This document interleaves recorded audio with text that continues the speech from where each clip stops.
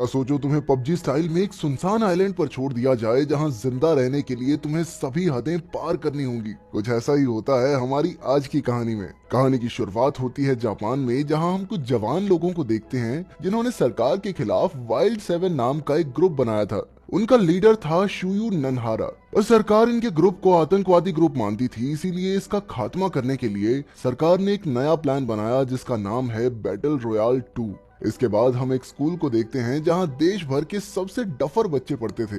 असल में सरकार ने इनका नाम हर एक रिकॉर्ड से हटा दिया था क्योंकि उनका मानना था कि इन बच्चों का कोई भविष्य नहीं है। खैर, एक दिन 9वीं क्लास के सभी बच्चों को ट्रिप पर ले जाया जा रहा था कि अचानक सभी बच्चों को बेहोश कर दिया गया। बाद में जब उनकी आंख खुली तो उन्होंने देखा कि सबके गले में अजीब से इलेक्ट्रिक कॉलर्स बंधे हुए थे। असल में जापानी सरकार ने उनकी बस को हाईजैक कर लिया था और फिर उन्हें सीधा मिलिट्री बेस पर लाया गया। वहां उन सबको पिंजरों में कैद कर दिया गया। सभी बच्चों ने चीख चिल्लाकर वहां से भागने की कोशिश की पर कोई फायदा नहीं हुआ। जल्द ही उनका टीचर रिकी वहां आया और उसने खुलासा किया कि वो भी सरकार से मिला हुआ है। उसने ऐलान किया कि सभी बच्चों को नई बैटल रॉयल गेम खेलनी होगी। फिर उसने गेम के रूल्स बताते हुए कहा कि उन्हें 72 घंटों में वाइल्ड सेवन ग्रुप के खिलाफ जंग लड़नी है। एक ही रूल है, बस उनके सभी मेंबर्स को मारना है, चाहे जैसे मर्जी मारो। इसके बाद रिकी ने कहा कि उनके पास दो रास्ते हैं, या तो वो जंग में हिस्सा ले सकते हैं या फिर वो उन्हें अभी मार देगा।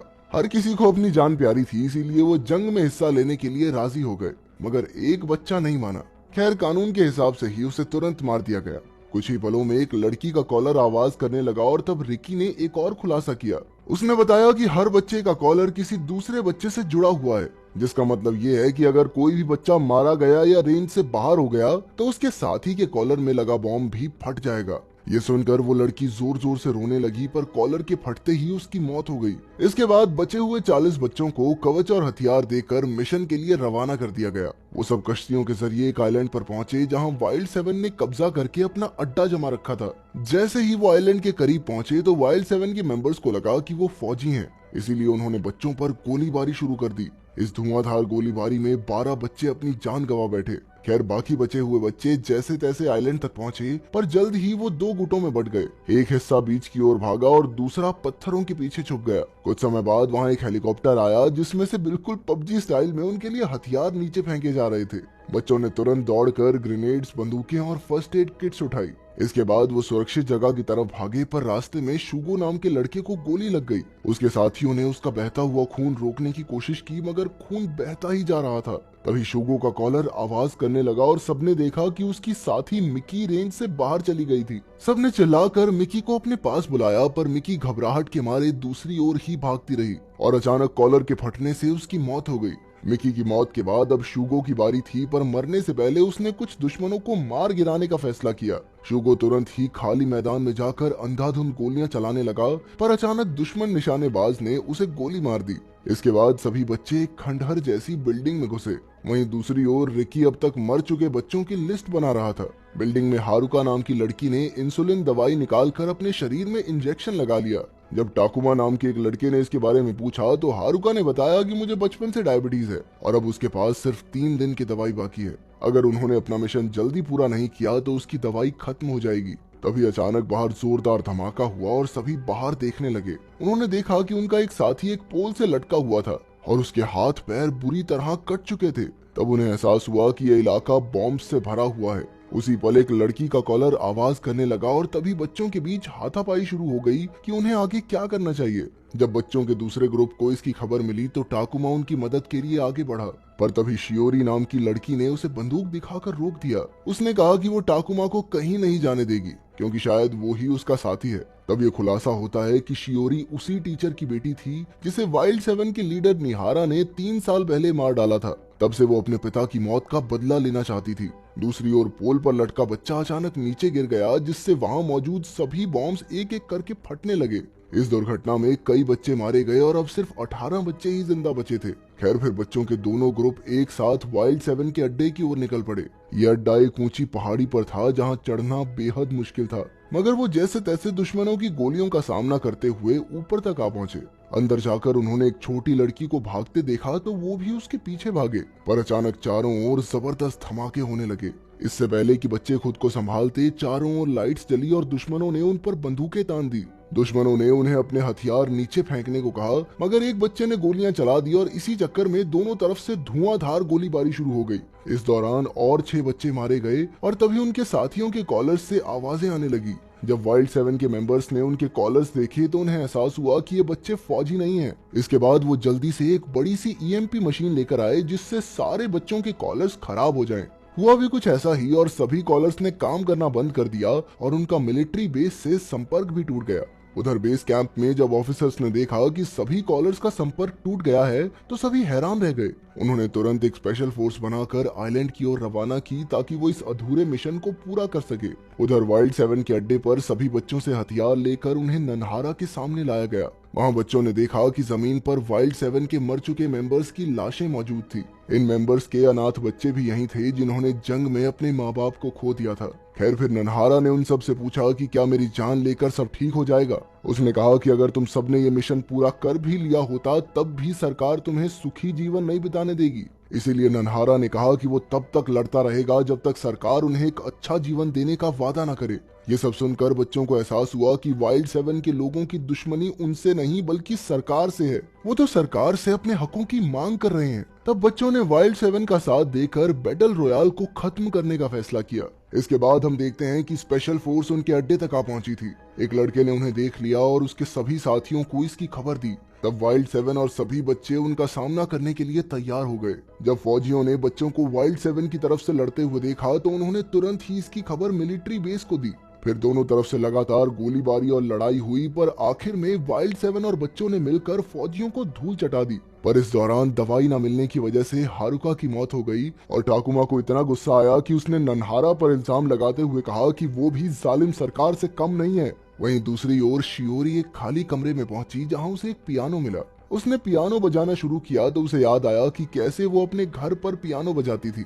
एक दिन वो अपने घर पर पियानो बजा रही थी तो उसके पिता कमरे में आ गए। वो उनसे बहुत नाराज थी क्योंकि वो उसका जन्मदिन भूल गए थे। शियोरी ने गुस्से में अपने पिता से बात नहीं की, मगर वो क्या जानती थी कि ये उनकी आखिरी मुलाकात होगी। खैर अब उनके मिशन का तीसरा दिन था और सभी बच्चों के गले से कॉलर्स हट चुके थे। नन्हारा को एहसास हुआ कि सरकार को हराने के लिए उसे पूरी दुनिया में अपनी बात फैलाकर उनका साथ पाना होगा। इसीलिए उसने एक वीडियो बनाई और कहा कि हर एक इंसान को खुलकर जीने का अधिकार होना चाहिए। मगर जापान की सरकार तो उन्हें आतंकवादी घोषित करके उन्हें मारने पर तुली हुई थी। इसीलिए नन्हारा ने दुनिया के हर एक इंसान को अत्याचार के खिलाफ आवाज उठाने का संदेश दिया। इसके कुछ ही समय बाद वाइल्ड 7 के अड्डे पर मिसाइल से हमला हुआ। इस जबरदस्त धमाके में कई बच्चों और वाइल्ड 7 मेंबर्स की दर्दनाक मौत हो गई। चारों ओर अफरा तफरी मच गई और हर कोई अपनी जान बचाने दौड़ा।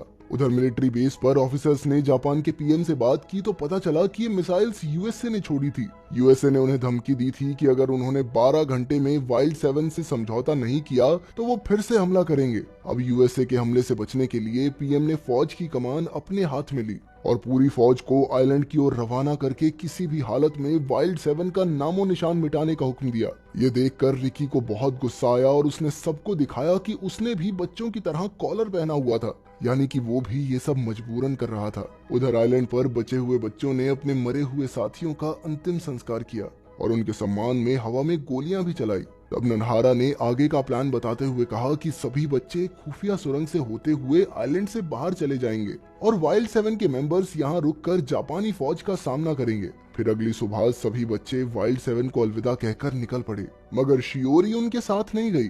उधर वाइल्ड 7 की पूरी टीम जापानी फौज के खिलाफ होने वाली आखिरी जंग की तैयारी में जुट गई। कुछ ही समय में सैकड़ों फौजियों ने आइलैंड पर हमला कर दिया।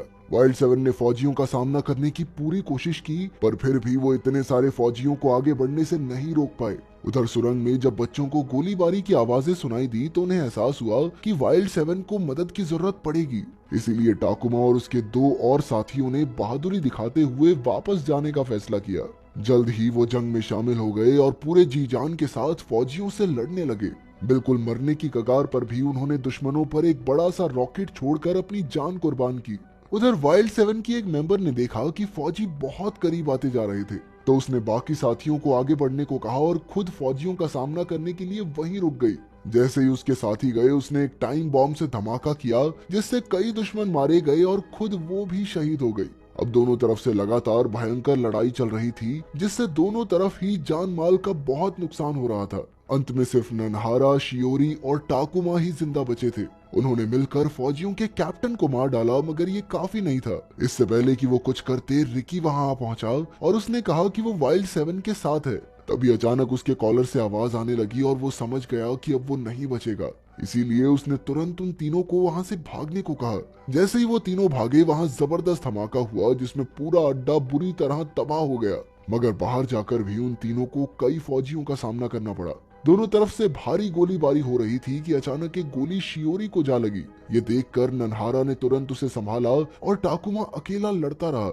मरने से पहले शियोरी ने नन्हारा को बताया कि वो उसी टीचर की बेटी है जिसे नन्हारा ने मारा था, पर फिर शियोरी ने उसे माफ कर दिया क्योंकि अब वो समझ गई थी कि नन्हारा सही वजह के लिए लड़ रहा है। जल्द ही वो मर गई और फिर नन्हारा और टाकुमा ने मिलकर जोरों शोरों से फौज का मुकाबला किया। जल्द ही यूएसए ने मिसाइल्स छोड़कर पूरे आइलैंड को तबाह कर दिया जिसमें सभी जापानी फौजी मारे गए। आखिरकार बैटल रॉयल खत्म हो गया, पर नन्हारा, टाकुमा और बाकी बच्चों का क्या हुआ ये कोई नहीं जानता। इस घटना के 3 महीने बाद हम देखते हैं कि टाकुमा और नन्हारा अफगानिस्तान के अंदर रेगिस्तान में कहीं जा रहे थे और जल्द ही वो अपने बाकी साथियों से भी मिले। आखिरकार सब इकट्ठा होकर बेहद खुश थे, पर भविष्य में क्या होगा ये कोई नहीं जानता। अगर वीडियो पसंद आई तो लाइक कर देना, चैनल को सब्सक्राइब कर देना। मिलते हैं अगली वीडियो में।